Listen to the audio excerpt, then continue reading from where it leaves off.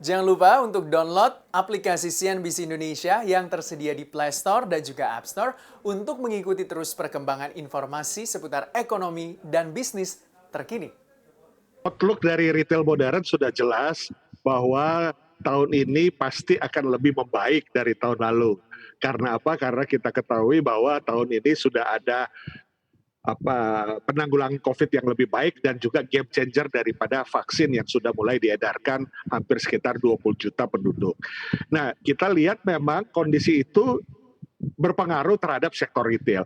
Tetapi kalau kita lihat substansi daripada industri retail yang sudah hampir 15 bulan terpuruk ini, kita lihat bahwa indeks penjualan real belum menandakan perbaikan.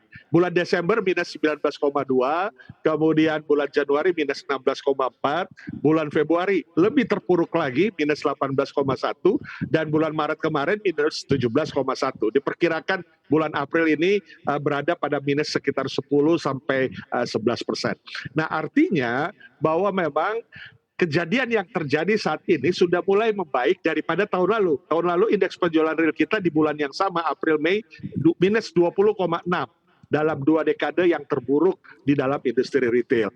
Nah, kita lihat tahun ini bisa sekitar minus 10, berarti sudah ada positif 10%. Ya, dari minus tahun lalu dengan minus yang tahun ini. Nah, apalagi kita tahu bahwa memang vaksin sudah mulai, ya, game changernya adalah vaksin. Kita tahu retail itu sangat terdampak pada 2 hal. Satu adalah mobilitas daripada masyarakat ketika PPKM Mikro masih diadakan dan tentunya COVID belum tuntas, maka mobilitas ini tentunya akan berbeda sebelum pandemik. Kemudian yang kedua adalah sektor atau masalah daya beli.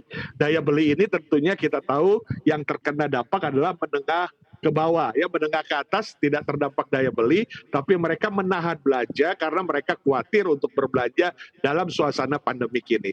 Nah, ketika 2 hal ini bisa diselesaikan dengan yang utama adalah bagaimana penanggulangan COVID dan juga semakin meningkatnya vaksin, kalau memang bisa sampai 500.000 yang divaksinasi per hari, maka ini akan lebih cepat.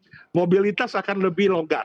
Kemudian daya beli juga pasti akan semakin juga lebih baik. Kita tahu beberapa sektor sekarang sudah mulai membaik, ya. Sektor ekonomi di manufaktur, PMI kita, Purchase Manager Index-nya sudah 54,6%. Artinya produksi semakin meningkat. Berarti ada harapan untuk juga konsumsi meningkat.